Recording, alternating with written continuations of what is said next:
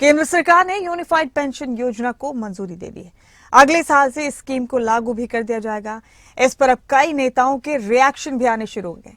आम आदमी पार्टी और कांग्रेस इस योजना को लेकर बीजेपी पर निशाना साध रही। वहीं बीजेपी ने इस योजना को कर्मचारियों के लिए हितकारी बताया। एक रिपोर्ट देखिए।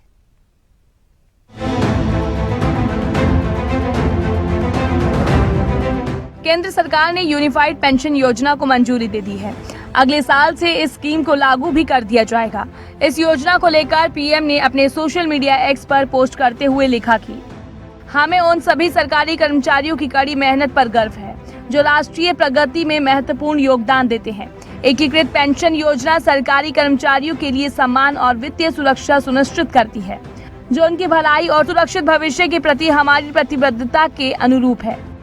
जहां पीएम मोदी ने इस योजना को कर्मचारियों के भविष्य के लिए बेहतर बताया, तो कांग्रेस अध्यक्ष मल्लिकार्जुन खड़गे ने इसको लेकर पीएम मोदी पर निशाना साधा। कांग्रेस अध्यक्ष मल्लिकार्जुन खड़गे ने केंद्र सरकार की एकीकृत पेंशन योजना यानी यूपीएस पर तंज कसते हुए कहा कि यूपीएस में यू का मतलब मोदी सरकार का यू टर्न है।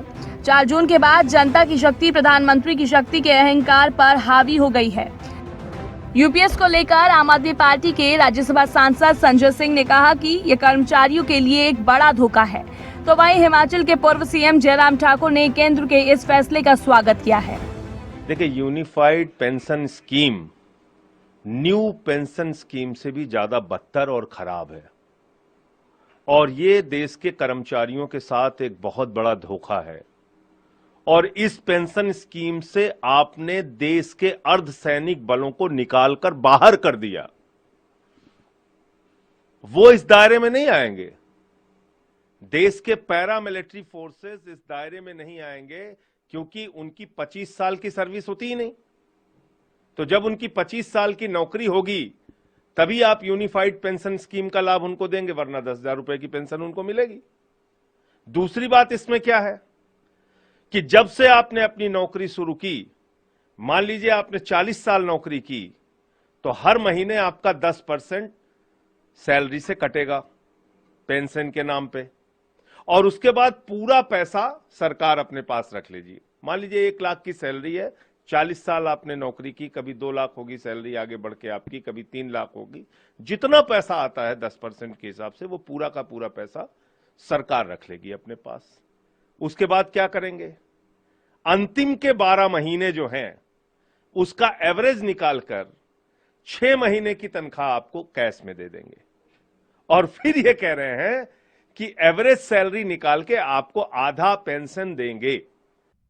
और आज मुझे इस बात की खुशी है कि पिछले कल जो केंद्र सरकार ने जो फैसला किया है, ओपीएस नाम नहीं दिया गया है लेकिन उसके साथ साथ यूपीएस उसका नाम दिया गया है। और यूपीएस की इस स्कीम का पूरे देश भर में कर्मचारी स्वागत कर रहे हैं, अभिनंदन कर रहे हैं। और मैं भी आदरणीय प्रधानमंत्री जी का, अपनी केंद्र सरकार का इस फैसले का अभिनंदन करता हूं, स्वागत करता हूं। यूनिफाइड पेंशन स्कीम को मंजूरी मिलने के बाद से ही कई विपक्षी नेता इसको लेकर केंद्र सरकार का घेराव कर रहे हैं। यह अगले साल अप्रैल के महीने में लागू होगी। आइए आपको बताते हैं कि यूपीएस और एनपीएस में क्या अंतर है। यूनिफाइड पेंशन स्कीम में केंद्र सरकार के कर्मचारियों को फिक्स पेंशन मिलेगी।